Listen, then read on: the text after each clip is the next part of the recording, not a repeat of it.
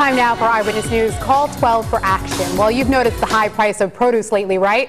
It's not cheap. So why not plant your own veggies and save $1 or $2? Problem solver Susan Hogan shows us how you can get the biggest bang for your buck in your own backyard. So this spring, I planted my first garden. It's kind of lame, but I figured if I'm lucky enough, I'll get a tomato or two. For those of you more serious gardeners, I turned to an expert to help offer advice to make all of our gardens grow. By now, most of you have planted your garden and are anxiously awaiting the fruits of your labor. But just how successful you are depends on location, location, location. Vegetable garden should always be in a location where you're going to get 6 hours or more of sunlight.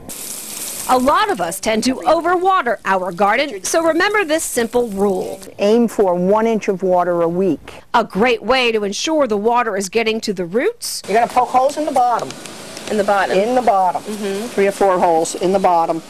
Like I say, you're going to leave this open, and then you'd bury it at least halfway, and then with your hose, then you could pour it in here. Choosing what you plant is entirely up to what your family likes to eat, but spacing of your plants is a key. Raspberries. I didn't do that very well. The only thing with the raspberries, to be very honest, is they would take over this place by next year. Roseanne suggests I dig them out and move them someplace else. My neighbor has a more elaborate garden, but has a big problem with critters eating the seeds. There are a number of products on the market that can easily be used that act as barriers.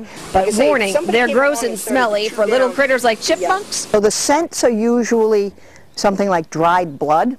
Larger critters like woodchucks or raccoons. Look for predator urine. That would be things like coyote or even bobcat urine. Bottom line, a garden should be a fun hobby for your whole family. And don't get frustrated if you don't have a green thumb. And if things just don't grow? Try again.